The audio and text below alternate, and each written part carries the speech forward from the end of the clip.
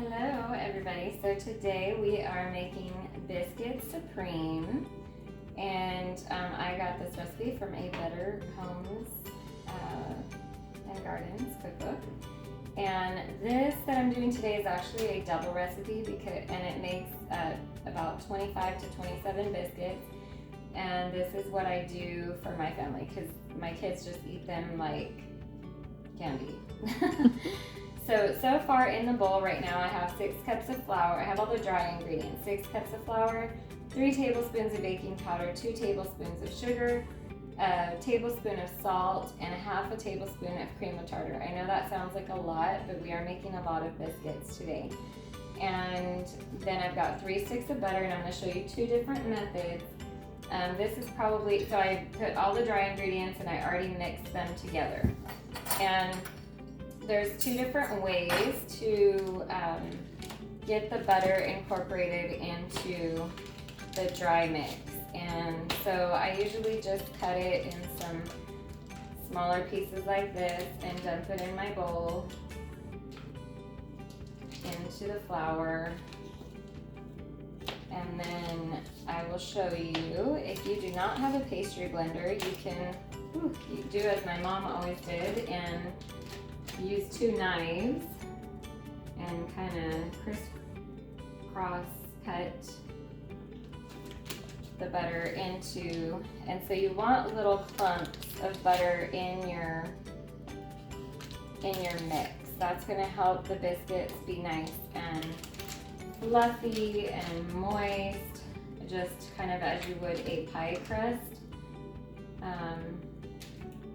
So I'm going to cut this like this. Now I'll show the knife method first. Now I have done this before, but now that I have my pastry blender, which I've had for quite some time, and I recommend, they're not that expensive, get a pastry blender, a good quality pastry blender.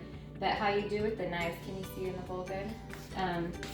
Is you just kind of go crossways like this, and you will just, but yeah, now that I'm used to using the pastry blender, it's just so much easier. But what you do is just keep cross cutting like this until you've got little small pieces, but that's gonna take forever, so I'm gonna put these away. That's the complicated way. Let me just put the plug in there, buy a pastry blender, it'll be worth it. So I'm gonna get the pastry blender and just smush it down in there. Sometimes you have to use your finger to get it off of the pastry blender. But this is how this goes, and we'll go ahead and skip ahead. I won't make you watch this for as long as it takes to do that.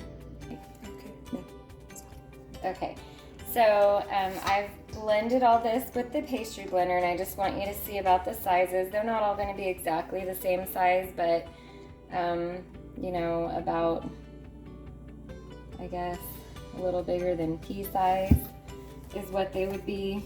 You can mix it a little bit more if you want, and there will be some little bit bigger pieces, but as you mix the dough, some of those pieces will get mixed in better anyway. So pretty much that's what we have. If you can see that, no big giant clumps, don't want that. I'm just gonna kind of use my finger to get all that, as much as the butter off as possible, and into the bowl. And then we get to mix in the milk. So I'm just gonna pour it all in here. This is 2 cups of milk. And I'm just gonna use a spoon at first so that my hands don't get super messy.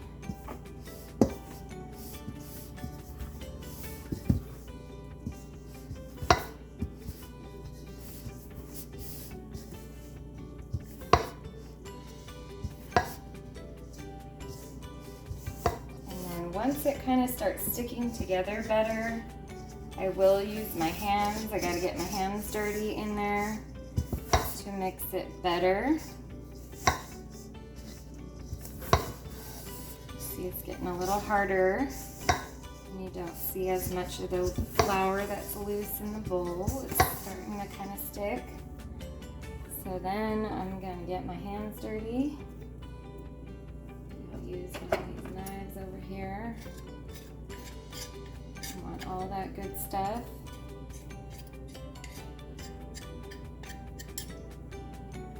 Okay, and then here we go, getting my hands dirty.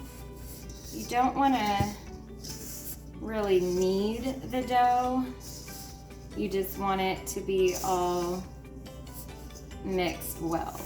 So I'm just going to kind of squeeze it together, squish it together until I have my big ball of dough. So we'll pause for just a moment. It all stuck together. I just kind of use a piece of dough to kind of go around and get as much as possible out of there. And I have some flour spread on my work surface, my nice clean work surface. And I'm just gonna kind of press it down to get a nice, it is pretty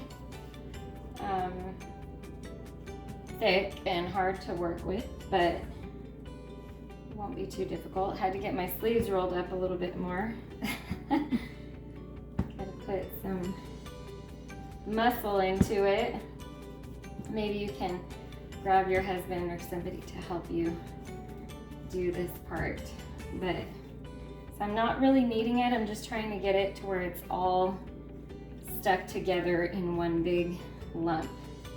And I can actually see some of the bits of where the butter is, but that's going to give us some really nice biscuits. Don't worry about that. That's something that you want to have. So, okay. See how this is kind of cracked apart, but it should be fine when we start rolling it out. Get that out of the way. Right now I'm just kind of smushing it down so that I can roll it out. Really got to put some muscle into it so you can get a workout before you eat this fattening breakfast. So we're not just going to do biscuits today, we're actually going to show you how to make gravy also, homemade gravy. And these biscuits are so good. They do not compare to, what are those ones, the Pillsbury or whatever you get in a can. These are not those. Or yeah, a lot of restaurants that aren't really homemade biscuits. These are delicious. And then we're gonna make some nice bacon gravy. A lot of places make sausage gravy, but we're gonna do bacon. Okay, we'll pause this for just a second. All right, so I've pretty much cut all these out. When you, I just press down very firmly and then I twist it to make sure that it's completely off. We've got about 1/2 inch thickness on these, pretty thick, and they're gonna puff up even more, but you want them to be thick.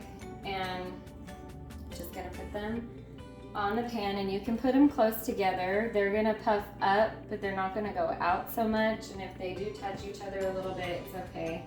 But I just wanna get as many on the pan as I can, so I'm gonna squeeze them nice and tight, and then we're gonna put them in the oven for 10 minutes, about 10 minutes. Just keep an eye on them at 450 degrees. So that is pretty hot, but they're gonna cook in 10 minutes, so they will be nice and flaky, buttery, melt in your mouth biscuits. We're almost ready to put them in the oven and have some tasty biscuits. So here we go, they're going in.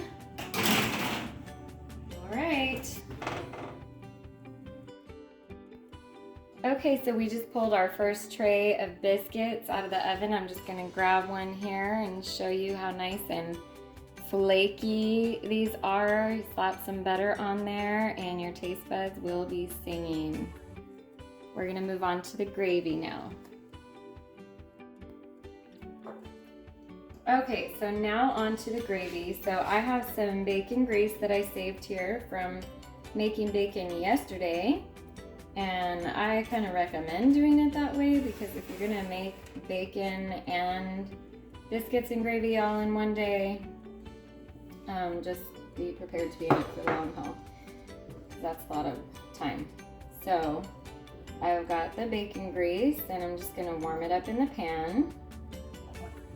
I'm gonna try to get this warm to get the rest of that off of there.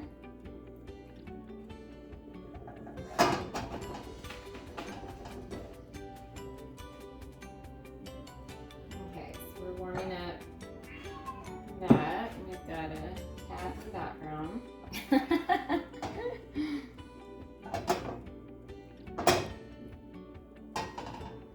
Okay, so I've got it on low heat right now, but you want to get it pretty warm.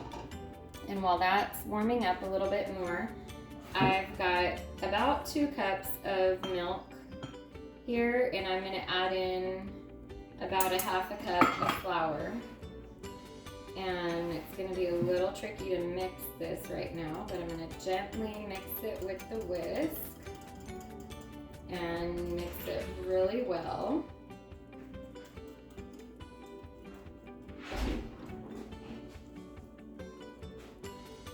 And this can be a little tricky. You want to make sure that you're using a whisk for this, and I'm going to continue to stir with the whisk in the pan when I'm adding this milk and flour mixture into the hot bacon grease.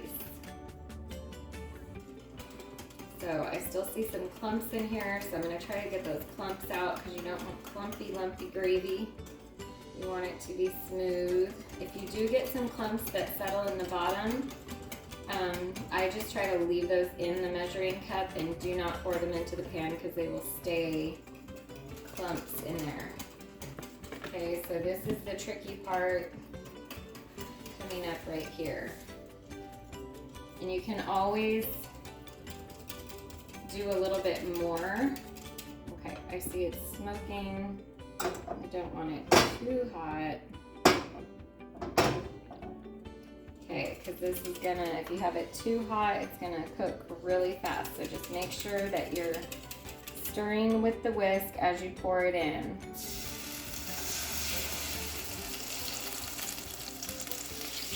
And be careful that you don't splash hot bacon grease on yourself. That you want to use this whisk. It's going to start to thicken up because of the flour. And again, you don't want it coming out lumpy. So you've just got to keep mixing it with the whisk here.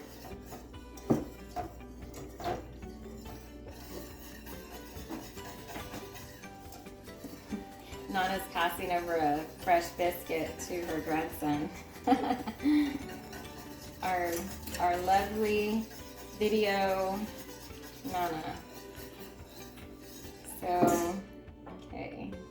I'm going to turn it up just a little bit because it's not bubbling as much as we want it to be. So the oil is really hot, but because I added that cold milk and flour mixture, it really cooled it down. Now you'll see a little bit, see now it's clumping up, but you want to just keep mixing it, okay? This is the trickiest part of gravy, but it can be done. So it looks kind of lumpy, but don't fear, just keep mixing. Just keep mixing, just keep mixing. Okay, and I'll show you in the bottom of my cup, I can already see there's some flour clumps down there, and I'm just not going to pour those into my pan. I'm not trying to make dumpling gravy, I'm just trying to make smooth gravy. And if there's a few lumps, it's okay if they're small, but see, it does look kind of lumpy, but the more we keep mixing it and it's cooking, it's going to even out. But you want to be just very careful because this is hot oil. And then what I do, okay, so I'm going to pour the rest of this, and I'm going to try to avoid So there's some small ones, but you see there's some flour left in there. I'm just gonna leave that sit there. And then what I do, so right now that was just 2 cups of milk and about half a cup of flour. Now I'm just gonna add some straight milk in here and thin it out a little bit. Just depends on how thick or thin you like it. And that bacon grease is going to give it some nice flavor. And I actually have some bacon that was left over from yesterday too that I had in the fridge. So I'll crumble this up and throw it in there. Or you can put it on the top if you like. I am going to add a little bit of seasoning to this. So I'll show you that, but I make sure that I've got the nice consistency. I've got it the way that I want it, and that it's all ready before I worry about adding any of the seasonings. So we'll pause for just a moment and then we'll come back to show you what seasonings. Okay, so now I'm gonna go ahead and add some seasonings in, just some salt, and I don't know how much, so I guess now I'm being one of those people that I don't like. I don't know, maybe about a half a teaspoon, I'm just guesstimating. But I always like to have a recipe, and so when people try to tell me like, oh, a little bit of this and a little bit of that, I'm like, give me amounts, how much? And now I'm doing the same thing, but this is something I don't really follow a recipe for. And then pepper. I mean, it looks like a lot, but that's one thing in gravy that kind of gives it that gravy flavor is the pepper. So probably about half a teaspoon of that as well. I don't know, again, I'm just guesstimating. And then I'm gonna put a little bit of, and this is up to you, depending on, you know, what your taste preferences are. For me, this is kind of the gravy that I grew up with and learned from my mom how to make. So, family recipe. I don't know where she learned it from. And I'm gonna sprinkle some garlic powder.